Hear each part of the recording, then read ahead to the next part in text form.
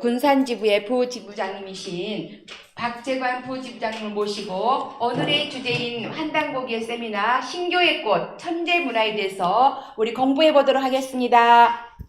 네. 진행하시죠. 차고 있으니까.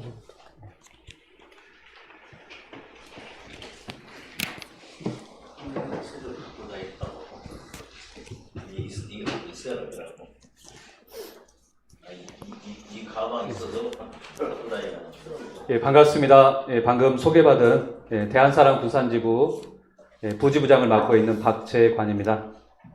오늘 환단고기 세미나 7차 모임을 갖게 됐습니다. 2022년 이모년을 맞이해서 하루도 거르지 않고 세미나를 진행해 왔습니다. 그리고 이 환단고기 이 책의 거의 해제편의 이제 마지막 이 신교 문화에 대해서 공부하고 있는데요. 오늘은 그 신교의 가장 꽂힌 이 천재 문화에 대해서 이 천재란 무엇인가, 그리고 이 신교란 무엇인가에 대해서 한번 알아보는 시간을 갖겠습니다. 시간은 한 90분 정도 생각을 하는데요. 중간에 조금 힘들 수 있으니까 한 40, 50분 정도 하고 중간에 한 타임 쉬고 그리고 또 2부 일정으로 그렇게 진행을 하도록 하겠습니다. 오늘 말씀드릴 내용은 이 환단고기 해제 413쪽에서 451쪽에 나와 있는 내용들인데요. 오늘 시간 관계상 다 말씀을 못 드리고요. 오늘은 이 내용 중에서 이제 핵심 부분만 좀 살펴볼 텐데, 첫 번째 이 역사와 문화 속의 이 삼신사상, 그리고 이 삼신과 짝인 바로 이 칠성에 대해서 한번 살펴보고요. 그 다음에 한민족과 인류 대제전의 장인 이 천재에 대해서만 오늘은 한번 살펴보도록 하겠습니다. 먼저 저번 시간에 이 신교에 대해서 정의를 좀 내렸었는데요. 이 신교란 무엇인가? 신교의 꽃이 바로 이제 이 제천문화, 이 천재라고 했었는데요. 먼저 이 신교가 무엇인가? 우리는 이걸 정확하게 좀 한번 알고 가야 되겠습니다. 그래야만이 바로 이 천재를 이해할 수 있기 때문에요.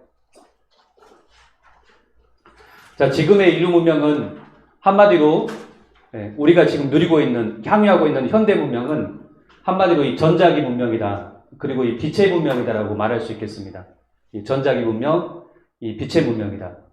그러면 지금 이 현대 문명을 낳은 이 가장 원천적인 깨달음, 뭔가 인간이 어떤 깨달음을 통해서 이 문명을 발굴하고 또 일궈냈었는데요. 그 원천적인 깨달음을 뭐냐? 그거를 바로 이 신교라고 합니다. 이렇게요. 인간이 가장 시원적인, 인간이 이 지구에서 삶을 살면서 어떤 원천적인 깨달음을 얻었던, 지혜를 낳았던 그게 바로 이 신교다. 그래서 신교는 다른 말로 인류의 원형문화, 이 태고의 신선 문명을 말합니다. 이것으로부터 출발해서 지금 현대 문명까지 이렇게 왔다는 것입니다.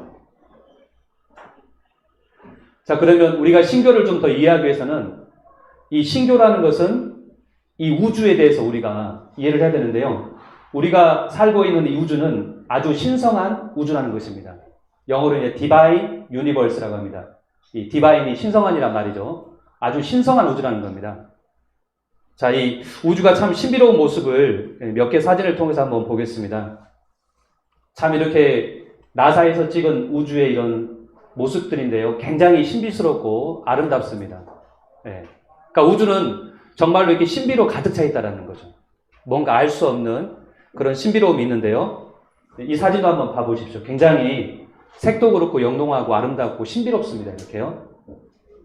그리고 누구도 이제 밤하늘의 별을 바라보면서 수많은 별들과 저 하늘의 그 하늘을 보면서 야, 참 우주가 아름답고 신비롭다. 그런 경험을 한 번 정도 해봤었을 텐데요.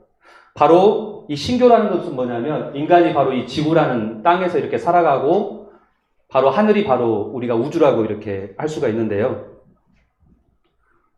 이 신성한 우주에 아주 깊은 내면에서 가르침이 온다는 것입니다. 인간이 이 세상을 살아가면서 뭔가 생각하는, 사유하는 게 있는데 그게 인간이 바로 이 우주로부터 아주 깊은, 우주는 신성함으로 가득 찬 우주이기 때문에 바로 거기서부터 오는 가르침이 있다라는 것입니다. 그럼 그 가르침을 어떻게 받느냐? 바로 이 그림처럼 인간이 이렇게 앉아서 수행을 한다던가 또는 명상을 한다던가 또는 이렇게 기도를 한다던가 이렇게 뭔가를 깊이 강구하면은 아주 신성한 우주로부터 어떤 가르침이 메시지가 온다라는 것입니다. 여기 그림처럼 이렇게 이제 여기는 이제 기운을 받는 건데요. 우리가 기도하면은 기도빨을 잘 받는다 이런 말 하지 않습니까? 뭔가 이게 기운을 받는 겁니다. 이렇게요. 근데 그 기운을 따라서 우주로부터 오는 어떤 메시지 가르침이 있다라는 것입니다. 네. 자, 그래서 이 신교는 말 그대로 우주로부터 오는 가르침, 우주에 있는 바로 신의 가르침이다. 그게 바로 신교랍니다. 아주 쉽죠. 신교, 신의 가르침, The Teaching of Spirit. 이게 바로 신교입니다. 네. 자, 그러면 사실 우리가 신교를 좀 이해를 해야 되는데요. 이 신교에 대해서 네. 정말로 이런 신의 가르침이 인류 문명을 낳았는가? 라는 걸 보면은 실제 근현대 문명을 일으켰던 수많은 발명가, 그 중에서도 가장 유명한 우리가 토마스 에디슨을 아실 겁니다. 그런데 이 발명가도 그렇고요. 그 다음에 독일의 화학자 프리드리 케큘레도 그렇고 니콜라 테슬라 이런 분들이 발명과 발견을 어떻게 이뤄냈는가? 이분들의 말을 통해서 이렇게 보면은요. 토마스 에디슨은 이렇게 얘기했습니다. 천재는 99%의 노력과 1%의 영감으로 이루어진다. 이렇게 얘기했습니다. 99%의 노력과 마지막 1%의 영감으로 이 천재가 이루어진다는 것입니다.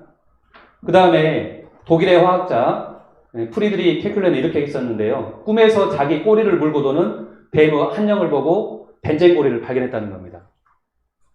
그 다음에 미국인 발명가 니콜라 테슬라도 반중력선, 무한에너지 도면 모두 꿈에서 보고 발견했다는 것입니다. 그러니까 우리가 어떤 노력만 해가지고 거기에서 위대한 발명을 한 게 아니라 노력의 끝에서 1%의 영감을 얻고 어떤 환영을 보고 꿈에서 그걸 설계도 같은 거를 보고 그걸 그려낸 게 바로 이제 발견이 되고 발명이 됐다는 것입니다. 그래서 토마스 에디슨의 이 말이 우리가 사실은 우리 많은 사람들이 이걸 잘못 그동안 오해하고 있었다는 말을 하고 있습니다. 네. 네. 여기 보시면 알스 신잡에서 거기 나왔던 그 정재승이라는 과학자가 한 얘기를 했는데요. 천재는 99%의 노력과 1%의 영감으로 이루어진다. 이게 그동안 오해하고 있던 명언이라는 것입니다. 무슨 말이냐면 사실은 에디슨이 강조한 것은 99%의 노력이 아니라 마지막 1%의 영감에 따라서 천재와 바보가 나뉘어진다는 겁니다. 보통 사람으로. 네. 에디슨의 대답은 뭐냐면 저는 그들이 가지고 있지 않은 1%의 영감이 있습니다. 노력보다도 더 중요한 게 영감이라는 겁니다. 영감. 뭔가 머릿속에서 탁 떠오르는 거 이렇게. 최근에 이상한 변호사 우영우라고 보면은요. 갑자기 고래가 딱 등장하면 머릿속에서 반전이 일어나가지고 뭔가 탁 깨달음을 얻어가지고 사건을 해결하지 않습니까? 그 영감이 중요하다는 거죠.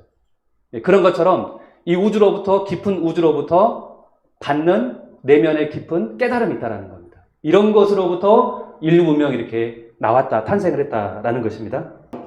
자, 이거는 동양만 사실 또 그런 게 아니라 우리 서양 같은 경우도 서양에도 어떤 문화가 있냐면은 동양에는 바로 신교라고 하는데요. 신의 가르침. 서양에는 바로 신탁 문화가 있습니다. 신탁이라고 해요. 신탁. 예, 신에게 바로 부탁한다, 의탁한다, 의지한다는 겁니다. 바로 신의 대행자, 바로 제사장을 말하는데요. 여기가 바로 이제 그리스 델피에 있는 아폴론 신전입니다. 여기에서 바로 오라클이라는 바로 애언자, 우리가 이제 오라클 또는 애언자라고 하는데요. 이 사람을 통해서 제사장을 통해서 신에게 기도하여 신의 말씀을 받아서 이제 그대로 이렇게 전해주는 그런 문화로 이 서양 문화도 시작됐다는 겁니다. 이렇게요. 신탁 문화. 그래서 환단국의 역주자 분께서 해제본 999쪽에서 이렇게 얘기하고 있는데요. 바로 인류의 이제 뿌리 문화 시대는 온 인류가 신교의 단일 문화권 안에서, 그러니까 온 인류가 사실 이제 뿌리 문화 시대, 지금으로부터 뿌리 문화 시대 하면은 4,000년 이전을 말하는 겁니다. 이렇게 5,000년, 한 6,000년 전. 그런 시대 때는 바로 신교의 단일 문화권이었다는 겁니다. 모든 동서가 바로 신의 가르침을 직접적으로 받아서 인류 문명을 이렇게 읽었던 그런 시대였습니다. 그래서 뿌리 문화 시대의 전 인류는 신교 또는 신탁을 통해서 천상의 절대자와 직접 교감하며 살았다. 예, 천상의 그 신과 직접 교감, 예, 대화도 하고 직접 명을 받고 그걸 그대로 가르침으로 펼쳤다라는 것입니다. 그게 바로 이 신교인데요.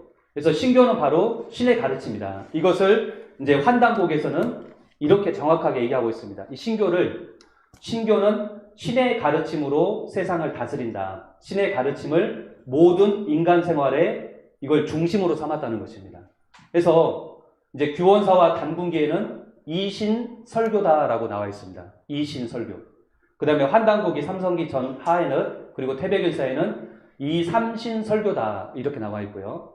환단곡이 단군세기는 이신시교다. 다 똑같은 말입니다. 신으로서 가르침을 베푼다, 말한다 이런 뜻이죠. 그 다음에 그 신이 바로 이제 삼신이라고 얘기하고 있습니다. 삼신으로서 가르침을 베풀고 말한다. 이신시교 이것도 똑같죠. 신으로서 가르침을 베푼다라는 것입니다. 이것을 줄여서 이제 신교다. 신교의 뜻은 신의 가르침이다. 신교의 가르침이 아까 봤던 것처럼 기도를 통해서 수행이나 명상을 통해서 어떤 메시지가 온다는 거죠. 신으로부터. 그리고 그것을 왕들이 이렇게 백성을 다스리는데 이렇게 활용을 했다라는 것입니다. 자, 그러면 여기서 신교에서 정말로 중요한 단어는 바로 이 신인데요. 신. 이 신. 자, 신이란 과연 무엇일까요? 신. 자, 우리 인간의 그런 사유 이 체계를 좀 알아야 되는데요. 이 신이란 무엇이냐면 바로 모든 이 지구상에 존재하는 만유 생명에 어떤 근원이 있을 거다. 절대 근원. 절대 근원이 있을 텐데 그것을 한 분의 신이다, 일신이다라고 한 겁니다. 이렇게. 어떤 만유 생명의 절대 근원, 만유 생명이 존재하는, 만유 생명을 낳은 어떤 근원이 있을 텐데 그것을 신이다. 그래서 한 분의 신이기 때문에 일신이다라고 한 건데요. 그 일신을 또 부르기를 그냥 일신이라고 부르지 않고 우리 한민족은 삼신이다라고 불렀다는 겁니다. 앞에다 삼자를 써서 삼신. 그럼 왜 또 삼이라 불렀는가? 그걸 알아야 될 텐데요. 자, 다시 한번 정리하면 예로부터 사람들은 대자연의 모든 생명체가 태어나고 살아가는 주된 근거를 이 신에서 찾은 겁니다. 신. 이 우주 만유를 바로 신이 창조했을 거다. 서양에서도 그렇게 얘기를 하고 있고요. 동양도 마찬가지로 일신에서 이 신이 만물을 낳았다라고 하는데 그 신을 바로 우리 동방 한민족의 신교에서는 오직 하나뿐인 절대 근원을 뜻한다는 의미에서 일신이라고 합니다. 일신. 그런데 일신은 자신을 현실 세계, 지금 우리가 살아가고 있는 하늘, 땅, 그리고 인간, 지금 내가 있잖아요. 이런 현실계가 있는데 이 신이 현실계에 자신의 모습을 드러낼 때는 어떻게 드러나냐면 삼신으로 작용을 한다는 겁니다. 삼신으로 드러난다는 거죠. 한 분의 신인데 현실계에 우리가 인지할 수 있는 현상계에 드러날 때는 삼신으로 작용을 한다. 드러난다. 그래서 만유 생명의 본체로 보면 일신이지만 체로 보면 일신이지만 그 작용은 삼신이다라고 얘기를 한 겁니다. 그래서 우리 한국인은 태고이대로 우주의 이 조물주 하나님을 삼신이다라고 이렇게 불러왔습니다. 이렇게요. 삼신. 삼신. 무형의 바로 조물주.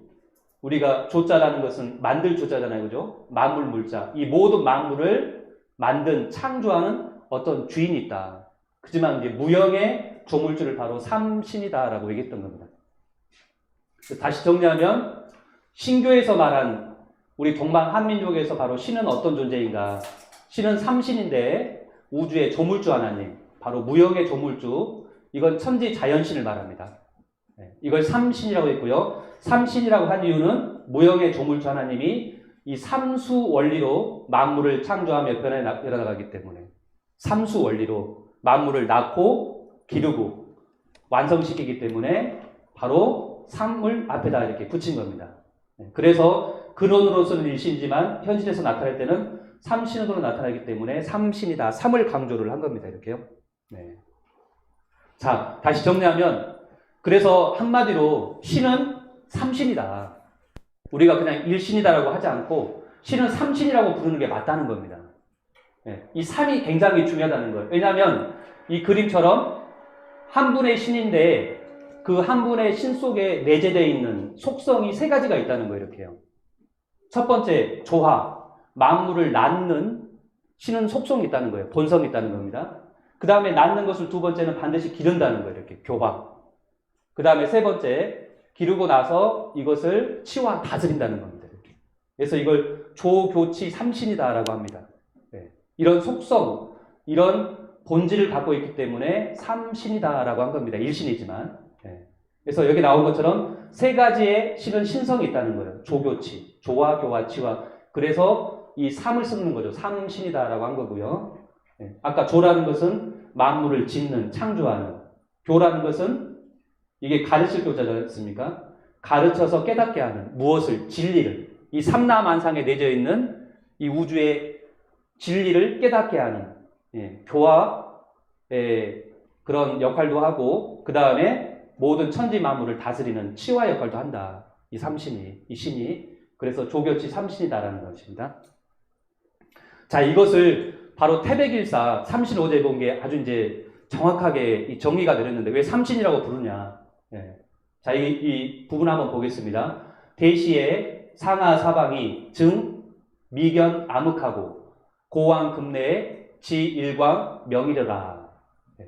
대시, 기독교에서는 태초를 말하는데 우리 이 동방 한민족의 문화에서는 대시, 이 우주가 처음 시작된 그 경계에 상하 사방과 사바 상합이 증, 미견, 암흑하고 어둡지 않았다는 거예요. 고왕 금내 과거와 현재 오직 일광명으로 빛났다는 겁니다. 이게 바로 우리 한민족의 광명사상의 시작인 거죠. 이렇게요. 우주 자체가 광명으로 시작됐다는 겁니다. 그런데 그 광명 속에 자상계로 천상 가장 높은 세계에 가규 삼신하시니 문득 삼신이 있었다는 거예요. 광명이 있고 상계에 바로 삼신이 있었다는 겁니다. 그런데 그분은 뭐냐? 곧 즉자 일상제다. 그분이 바로 상제님이라는 겁니다. 상제. 동방에서 바로 우주의 통치자를 상제님이라고 하는데 이 삼신이 곧 상제다라고 얘기하고 있습니다. 주체 즉 일신이시니 주체로서는 곧 한 분의 신인데 여기 이제 나와 있습니다. 비가규신이 아니라 그렇다고 각각이 아니다. 작용 즉 삼신이다. 이렇게 나와 있습니다. 네, 정확하게 나오죠. 그 일신이 한 분이신데 그분은 각각 세 분으로 존재하는 건 아니고 작용을 삼으로 하기 때문에 삼신이다라고 나와 있습니다. 이해되시죠? 그리고 그 삼신이 인출 만물하시니라. 만물을 내놨다는 겁니다. 이렇게요. 만물을 낳았다는 것입니다. 자, 그 삼신이 이제 천지 만물을 낳은 건데요. 바로 천지와 만물의 영장이 바로 인간도 이 삼신으로부터 나온 겁니다. 그런데 삼신으로부터 이 만물과 천지가 나왔는데 이것을 동방 한민족 신교에서는 뭐라고 하냐면은 삼신의 바로 자기 현현이다라고 합니다. 예, 나타낼 현자, 뭐 드러날 현자 말인데요. 삼신이 자기를 그대로 드러낸 거예요. 현상계. 아까 삼신은 무형이라고 그랬잖아요. 그죠? 무형의 조물주 하나님, 보이지 않는 무형인데 이게 현상계에 딱 드러내서 자신의 모습을 드러낼 때 삼의 속성 때문에 세 가지로 분화돼서 이렇게 딱 나온다는 거죠. 현상계. 그게 뭐냐? 바로 하늘, 땅, 인간이라는 겁니다. 이걸 영어로 셀프 매니페스테이션이라고 합니다. 자기를 그대로 드러낸 거. 우리도 사람의 그 본 마음이 있잖아요. 그죠? 본심이 있는데 그 마음이 있는데 그 마음이 뭘로 드러나면 그 사람의 말과 그 다음에 그 사람의 행동으로 드러나죠. 그죠? 그래서 말은 마음의 소리요, 행동은 마음의 자진이란 말도 있습니다. 그런 것처럼 삼신의 자기 현현, 셀프 매니페스테이션이 뭐냐면 하늘과 땅과 인간이라는 겁니다. 즉 삼신이 현실 세계에 자신을 스스로 드러낸 것이 바로 하늘, 땅, 인간이다라는 것입니다. 삼신의 자기 현현, 삼신이 스스로를 나타낸 것이 천진이다라는 것입니다. 네. 다시 정리하면 신의 바로 존재 기본 원리는 하늘과 땅과 인간은 신의 자기 현현이요, 자기 존재의 표현이다. 그러니까 하늘도 바로 삼신이고 땅도 삼신이고 우리 인간도 삼신이라는 겁니다. 우리가 다 신이라는 거죠. 이게 동방 한민족의 신교의 신학이거든요. 이렇게요. 네. 자, 그래서 이 천부경, 우리 한민족 최초의 경전에 나와 있는 천부경에 보면은 일시무실, 그 다음에 석삼극, 무진본이라고 나옵니다. 이 석삼극, 무진본. 이게 석이라는 것은 나누어진단 말이죠. 예. 삼극으로 나누어지는데 무진본, 근본은 다음 없다. 바로 하나는 바로 세 가지의 지극한 우주의 생명과 신성으로 나누어진다는 겁니다. 삼극. 그게 뭐냐면 하늘, 땅, 인간 이렇게.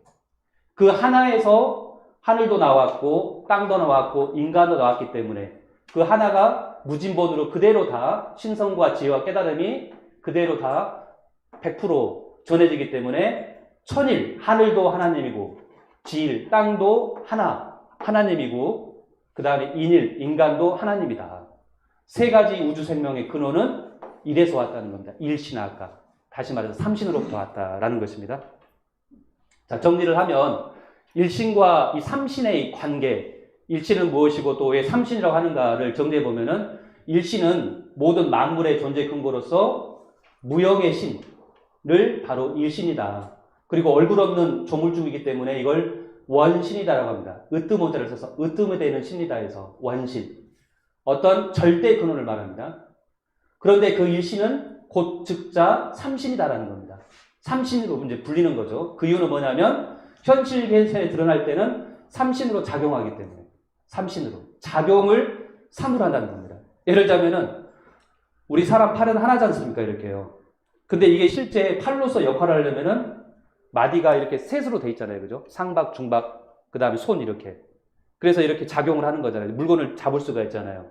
그런 이치에 의해서 삼신의 이치에 의해서 하나가 셋으로 작용한다는 겁니다. 이렇게. 그래서 일신의 창조성이 조화, 교화, 치화 세 가지 손길로 나타나기 때문에 그래서 삼신이다. 삼이 중요하기 때문에 신 앞에다 삼을 썼다는 겁니다. 자, 그런데 또 하나 중요한 게 있는데 신의 두 얼굴이라는 게 있습니다. 두 얼굴. 야, 이게 삼신만 알면 끝날 줄 알았는데 하나를 더 하셔야 돼요. 그냥 무형의 조물주 하나님 삼신만 알면 신에 대해서 이렇게 완전 통하는 게 아니라 또 하나를 더 알아야 되는데 아까 무형의 조물주 하나님을 원신이다, 으뜸원자를 써서 원신이라고 했는데요. 원신과 또 주신이라는 게 있습니다. 주신. 신의 바로 두 얼굴.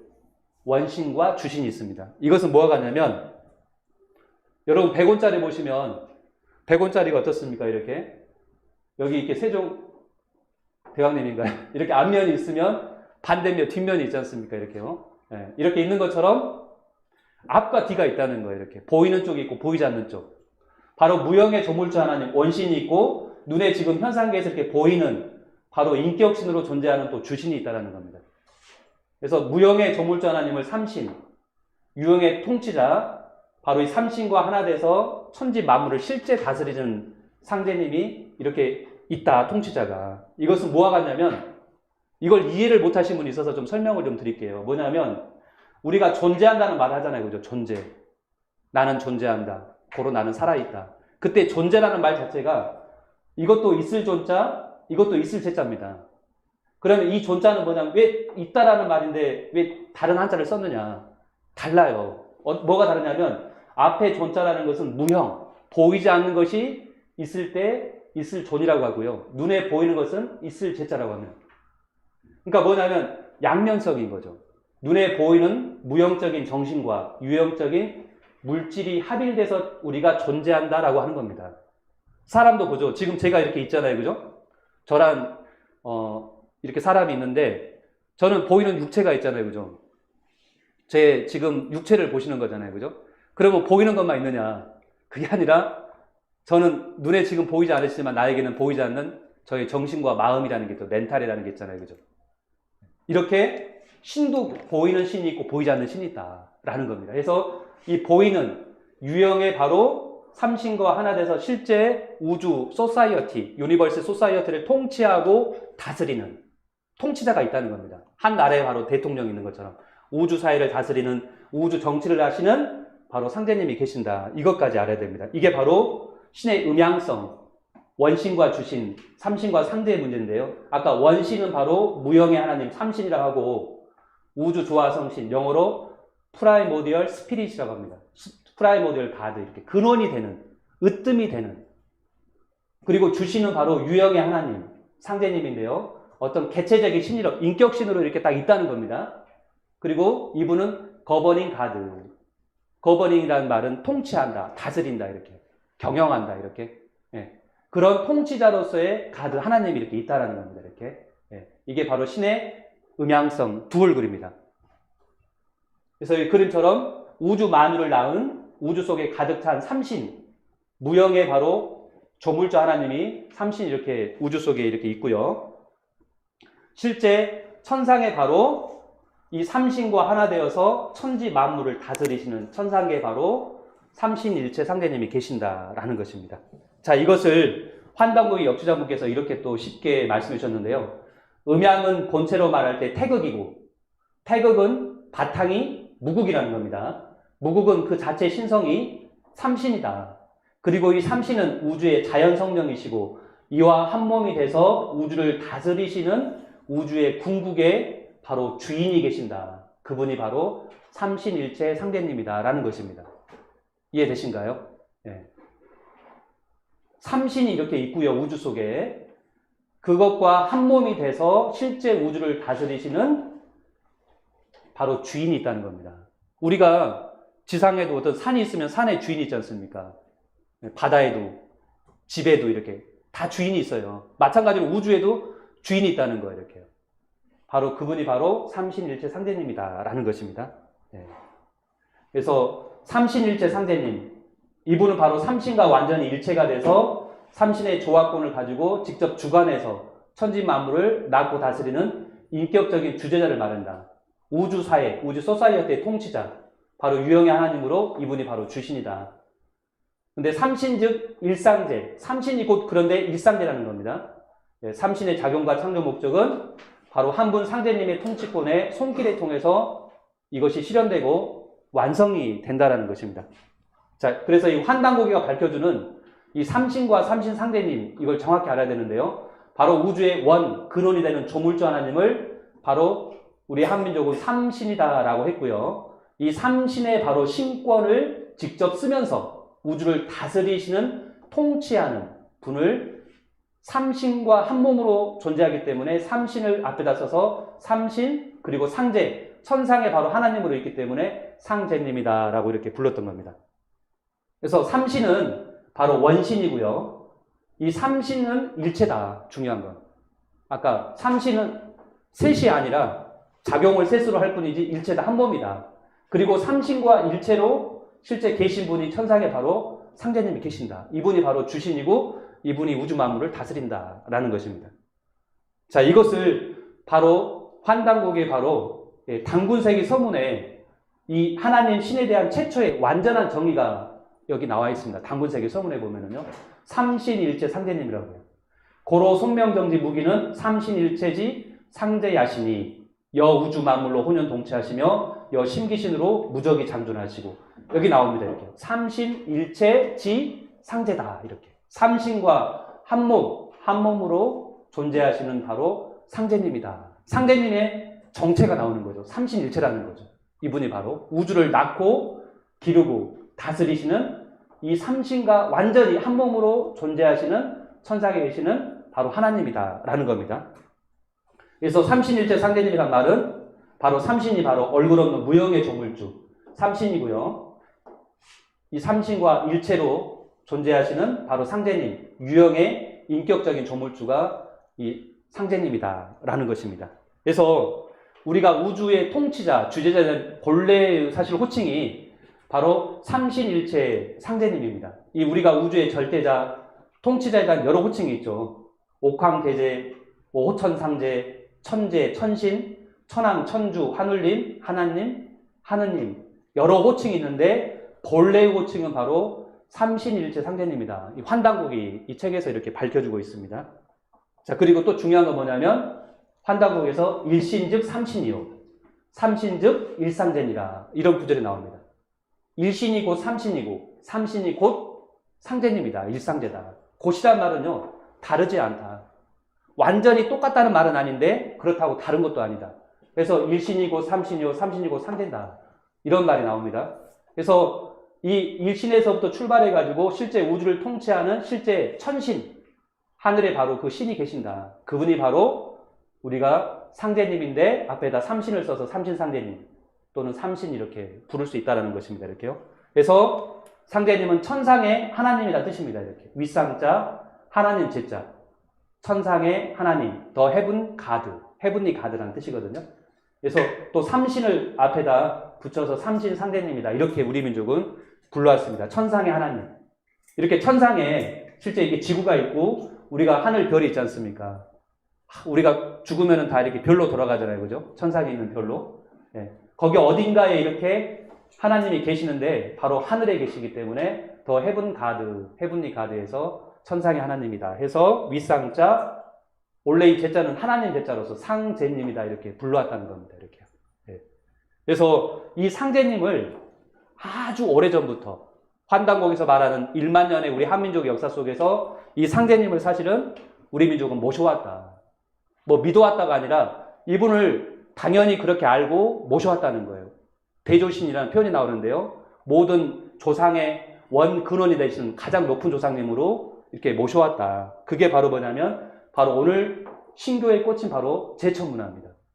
그분을 받들어 온 거예요. 이렇게 모셔오고 이렇게. 네. 그 예식이 바로 이제 이 제천 예식인데요. 천재문화인데요.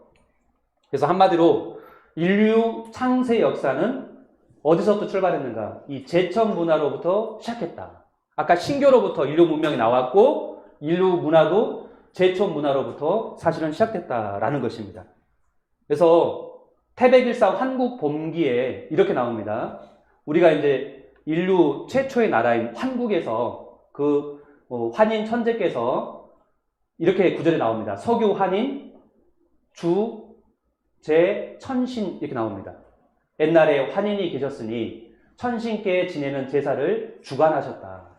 이 천신, 하늘에 계신 상제님을 다른 말로 천신이라 부르는데요. 이 천신께 이 환인께서 주관하셔가지고 제사를 지냈다는 겁니다. 제사. 네. 그러니까 9,000년 전, 한국하면 한 9,000년 전의 역사인데요. 그때 환인 천재께서 하늘에 계신 천신께 바로 제사를 지냈다라는 이런 구절이 정확하게 기록으로 나옵니다. 그 유물도 나와요. 5,500년 전 요령성 건평연에 보면은 홍산 문화, 지금 황하 문명보다도 2,000년, 3,000년 전보다 앞서 문명이 나와서 중국의 역사학계가 깜짝 놀라고 전 세계 역사학계가 깜짝 놀래가지고 세계 역사는 다시 써야 된다. 네. 역사의 기원이 바로 동북아에 시작됐다 말할 정도로 엄청난 유물이 나와버렸는데 거기에 보면 홍산문화 이런 천신단이 나온 거예요. 이렇게 하늘에 제사를 지내는 제단이. 그 다음에 이거는 흑해의 천신단 이렇게 제단이기 때문에 이렇게 올라가서 여기서 이제 제사를 지내는 겁니다. 이렇게요. 이렇게. 자, 홍산문화 유적인데요.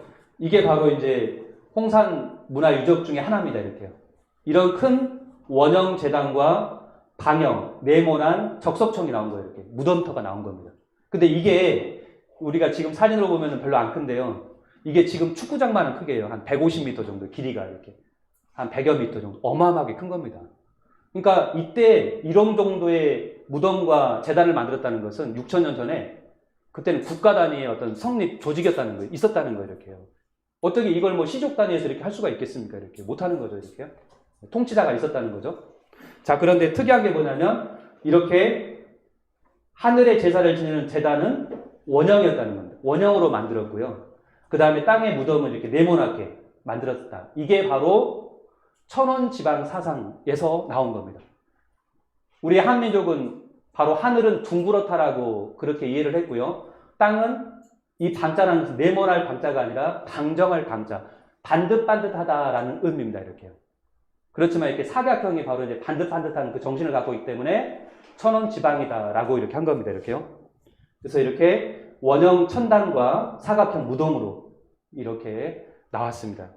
근데 아까 하늘의 제사를 지낼 때 이 원형 제단을 복원한 건데 보면은요, 복원도인데 이렇게 3단으로 되어 있다는 거예요. 3단 이렇게 보시면 1단, 이게 2단, 3단이죠, 그죠? 그리고 여기 올라가서 제재를 지는 거예요. 그럼 왜 꼭 3단으로 했을까요?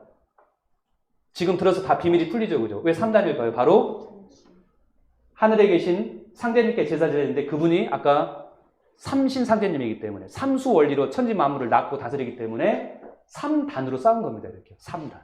그렇죠? 네. 그 다음에 당군 조선시대 때도 역대 당군들도 이 천재를 올렸어요. 이렇게요. 우리가 고조선시대 때만 해도 천재 문화가 모든 역대 왕검들이 제를 지냈었는데요. 예. 시조 단군 왕검, 그 다음에 16세 위나 단군 때도 삼신상대님께 이 천재를 올리셨다라는 기록이 나옵니다. 이렇게요. 여기 보시면은 환단고기 단군세기편에 삼신을 모셨던 단군 왕검, 예. 봉제우 삼신이다 이렇게 나옵니다. 삼신상대님, 삼신께 바로 천재를 지내셨다, 받들었다 이렇게 봉했다라고 나옵니다. 그죠? 누구에게? 바로 삼신. 삼신은 곧 상제, 삼신상대님께 바로 천재를 지냈다.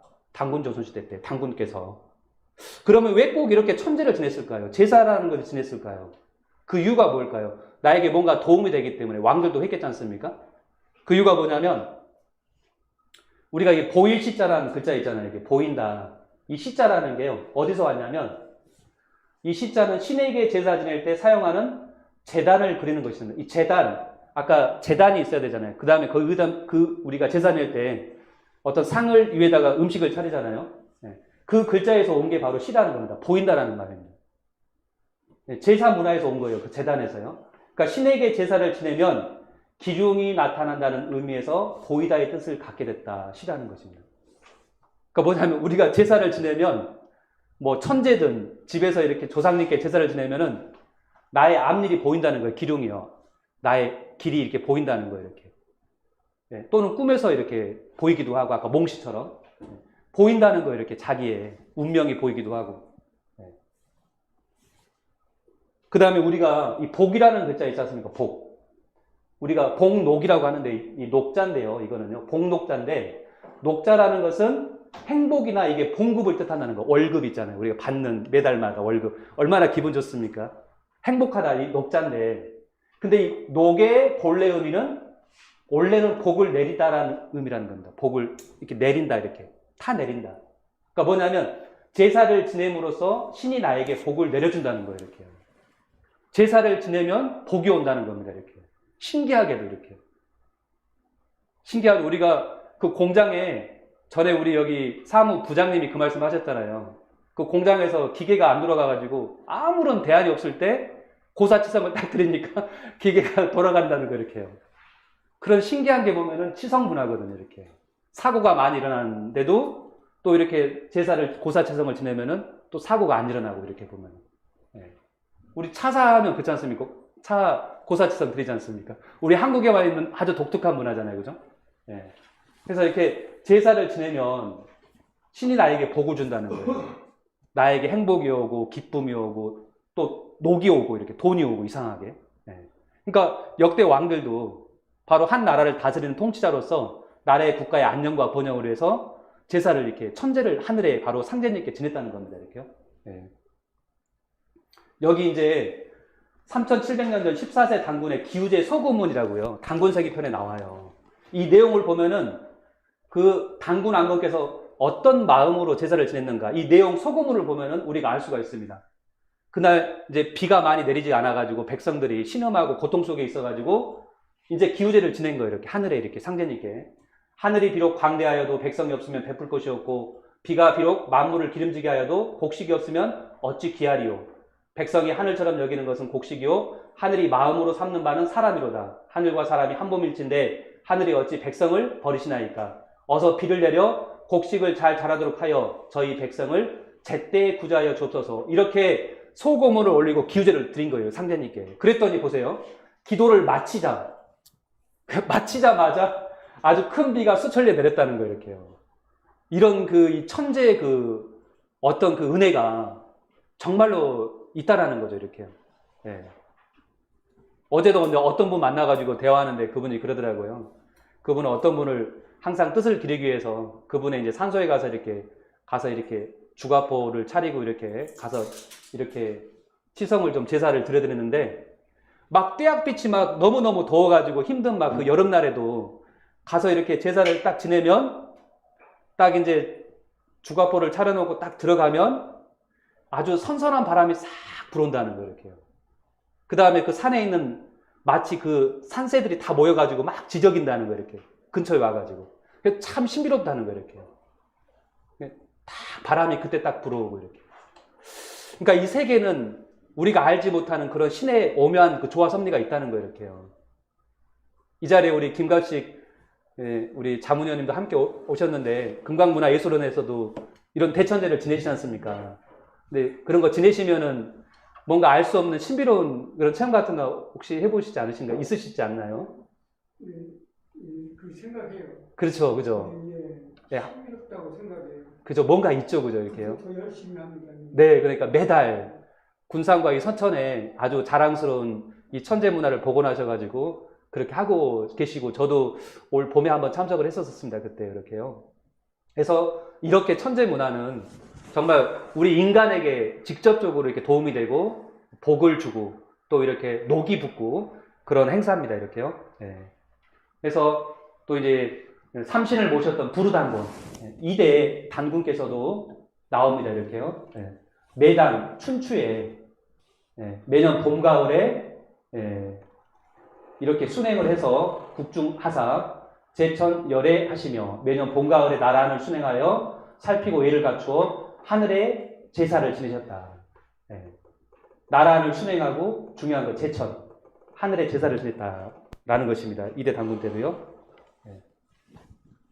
그리고 경천 이친이라야 내 극 경천이요. 또 이런 구절도 나옵니다. 오직 너희 부모를 잘 공경하여야 능히 상제님을 또 경배할 수 있느니라. 우리가 말하는 이 우주의 조화주 절대자 이 상제님을 우리가 공경하고 모시는 삶을 우리 민족은 살아왔었는데요. 이분을 그냥 이분만을 경배할 게 아니라 너희 부모를 잘 공경하여야 상제님도 경배할 수 있다.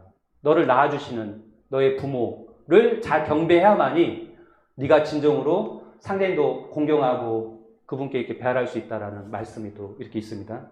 그래서 단군 조선시대 때 바로 이 천재문화 크게 이제 이 10월달 10월 3일 즉 등 백두산 제천하시며 10월 3일 날에 우리가 개천절 그날에 백두산에 올라가서 천재를 올렸다. 단군 조선시대 때 그랬었고요. 그 다음에 매당 3월 16일 봄에 즉 치왕 마리산에 이렇게 달려가서 거기에 가서 공물 경배 이기하나니 공물을 바쳐가지고 제천을 한 거예요. 하늘에 제사를 지낸 겁니다. 그리고 돌아왔다. 해마다 3월 16일 대영절이 되면 강화도 마리산에 가서 제물을 바쳐 경배하였다. 그래서 강화도 마리산 한 번 정도 가보셨을 텐데요. 여기가 바로 이 단군 암건께서 쌓은 바로 제천단입니다. 이게 제천단이에요. 제천단이기 때문에 한데 제사를 지내기 때문에 바로 이렇게 제단을 쌓은 거예요. 이렇게. 이게 바로 제단입니다. 그래서 여기에 올라가서 여기다 음식을 차려놓고 여기서 이제 제를 지내는 거죠. 이렇게 차리고요.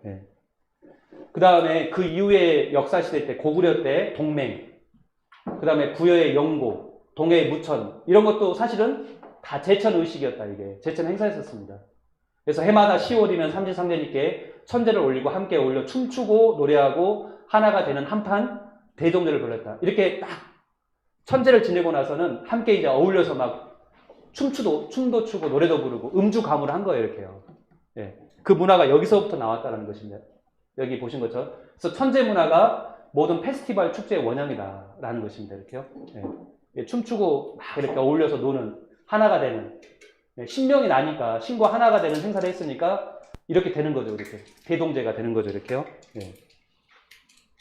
그 다음에 아까 고구려 시대 때도 천재 동맹이 있었다는 거예요.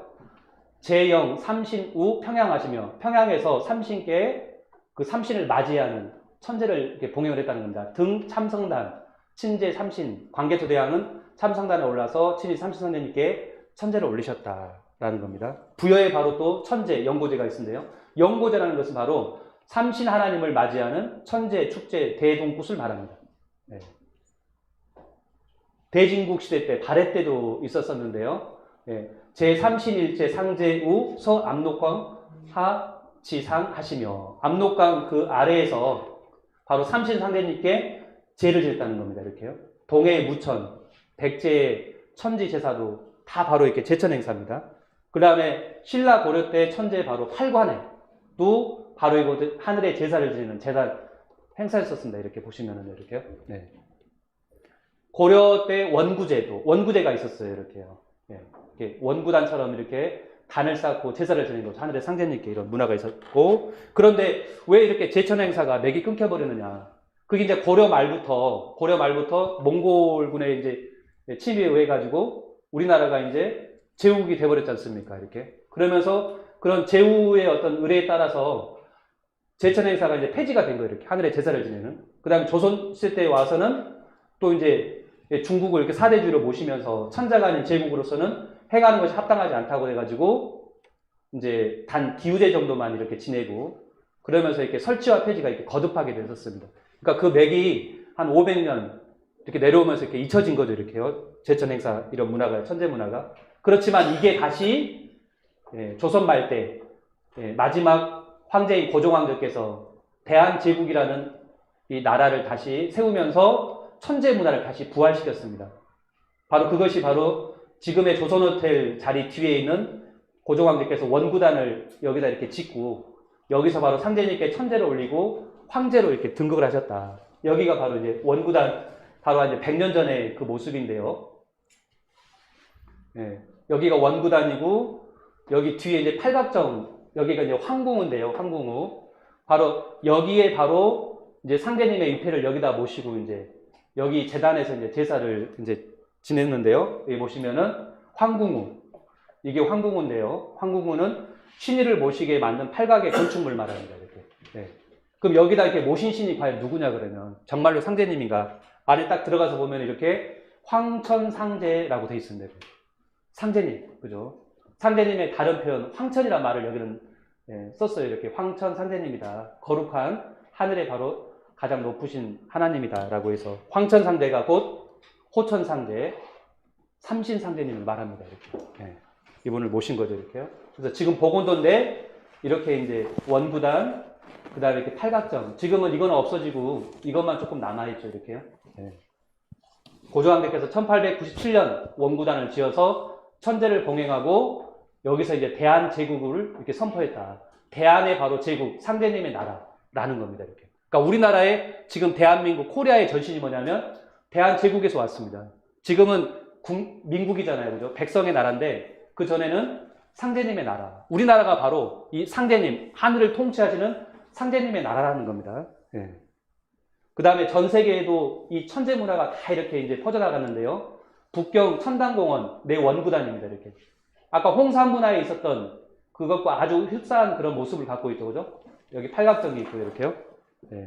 그 다음에 산동성 태산 봉선제라고요. 여기서도 관중이 말하기를 고대 태산에서 하늘의 제사를 지내고 양보산에서 땅의 제사 지낸 왕은 72분이었다. 이렇게 기록에 나옵니다. 이렇게요. 태산에 올라서 태산 이제 옥황정에서 여기서 이제 천재를 봉헌했답니다. 그 안에 모시는 옥황정 내부에 옥황대제 입회입니다. 옥황대제다. 이분이 바로 삼신상제님을 이제 도가 문화권에서 달리 불렀던 이름인 거죠. 그 다음에 우리가 알고 있는 중국의 진나라 진시황제도 명사대천과 팔신에게 제사를 이렇게 지냈다라는 기록이 나와 있습니다. 사기봉선서에 이렇게요. 그 다음에 제나라 풍속에 또 팔신제가 있으니 이는 삼성단의 제천나라에 했던 풍속이다. 태백일사 신시봉기 이렇게 나오고 이렇게요. 그 다음에 우리가 이웃나라 일본에서도 신도가 있는데요. 1만여개 이 10만여개 그 신사가 있지 않습니까? 신을 모시는데요. 그런 사당이 있는데 그 신도랑 과연 그냥 일본의 그런 거기 있는 신들만 모시는 게 아니라 이 신도는 제천의 풍속이라는 거예요. 이렇게. 제천, 하늘의 제사를 지내는 그 제천의식은 신상제이다. 이는 천조대신을 모시는 것이 아니라 하늘의 천신을 받드는 의식이다. 바로 신교로부터 일본에 가서 신도가 나온 겁니다. 이렇게요. 신도는 바로 제천의 풍속, 하늘의 천신을 모시는 제천 행사라는 것입니다. 이렇게요. 그 다음에 일본의 그 신사에 가면은 그 입구 쪽에 이런 도리가 있잖아요. 도리. 저도 일본에 직접 가서 이제 신사를 가봤는데 그 앞에 이렇게 도리라고 크게 이렇게 세워져 있습니다. 이게 과연 뭘까? 이걸 왜 세웠을까? 이게 바로 신을 모시는 사당인데 그 입구에 바로 우리가 그 신을 모시는 그런 성스러운 터를 쏘도록 하는데요. 우리는 바로 여기 솥대를 썼지 않습니까? 이 도리는 바로 한국의 솥대처럼 신을 모시는 기둥의 의미를 갖고 있다고 합니다. 그 다음에 또 일본 16세 인도광릉 그 왕릉의 모습도 보면은 아까 홍사문화 때 나온 천운지방 사상을 그대로 닮아서 전방 후원 여기서는 이제 전방이 이렇게 네모나고 후원이 이렇게 둥그런 천원지방 사상을 또 갖고 있다는 거죠. 그러니까 바로 우리 신교 문화가 이렇게 일본에 건너가서 이렇게 반영이 된 거다라는 걸 알 수가 있고요. 그 다음에 일본의 대형 고분과 한의와 톡이라고요. 아까 또 특이한 게 뭐냐면 이런 재단에 이제 올라가서 제사를 지내는데 여기에 이렇게 한의와 톡이라고 이런 것들을 아주 많이 세워놨어요. 이렇게요. 이게 과연 뭘까? 한의와 톡이가. 이게 뭘 것 같습니까? 이게요? 왜 이런 걸 세워놨을까요? 톡이를요? 네. 이게 바로 홍산 문화에도 있습니다. 홍산 문화에도 보시면. 그죠? 이렇게 원형 재단에다가 제일 이렇게 가상에다가 이렇게 보면 토기를 써놨어요. 근데 특이한 건 뭐냐면 토기가 구멍이 뚫려 있다는 겁니다. 그러니까 일종의 뭐냐면 하늘의 기운을 받아들인다 라는 의미에서 이렇게 구멍이 뚫려 있는 거죠. 천신과 하나 되는 하나의 의식에서 그런 천상의 기운을 받기 위해서 이런 원턴형 이런 토기를 딱 이렇게 세우는 겁니다. 이렇게요. 이 문화가 일본에 가서 이렇게 한의와 토기가 된 거죠. 그 다음에 또 이제 서양에도 알고 보면은 가장 우리가 5,500년 뭐 전까지 올라가는 피라미드 있지 않습니까? 그것의 원형이 바로 수메르의 바로 지구라트라고 있는데요. 지구라트도 뭐냐 그게 보세요. 지구라트도 이렇게 여기 계단을 타고 올라가서 결국은 여기에서 하늘에 제사를 지는 이게 제천단입니다. 이렇게요. 거기는 사막이니까 산이 없으니까 이렇게 인공산을 만들고 그 위에 올라가서 통치자가 제사를 지낸 겁니다. 지구라트라는 거 보십시오. 이렇게요. 이게 바로 그러니까 지금의 피라미드인데 파라오의 바로 이제 무덤이라고 하는데요. 원래 이제 지금은 무덤으로 쓰이고 있지만 원래는 하늘에 이렇게 제사를 지내는 지구라트 이런 인공산 여기에서 건너간 거다라는 것을 우리가 알 수가 있습니다. 이집트 최고의 피라미드 여기도 보면은 그런 형식으로 이렇게 상단에 이렇게 재를 올리는 그런 재단이 이렇게 형성되어 있다는 것입니다. 이렇게요. 그 다음에 저기 이제 남미 쪽으로 가면 여기도 어마어마한 그런 지구라트 이런 피라미드이 나오는데요. 쿠쿨간 피라미드 멕시코 체첸이사에 있는데 동서남북의 계단수가 1년을 타는 365개로 되어 있고요. 이것이 바로 이것도 제단입니다. 하늘의 제사를 지는 제단. 세계 제1의 피라미드 국가는 사실은 이집트가 아니라 바로 멕시코다. 총 2,400여 개가 발굴됐고 일반인 공개 피라미드는 현재 그 148개밖에 아니라는 거예요. 이게 다 뭐냐? 하늘의 제사를 지는 제단인 거죠. 예, 제단. 여기 보세요. 다 제단으로 꼭대기는 다 이렇게 평평하게 이렇게 돼 있습니다. 이렇게요. 자, 여기까지 좀 하고 한 10분 정도 좀 쉬었다가 그 다음에 좀 더 이어서 이제 오늘 천재 문화를 좀 살펴봤고요. 삼신과 이 칠성도 문화에 대해서 말씀을 드리겠습니다. 10분간 좀 쉬었다 하겠습니다.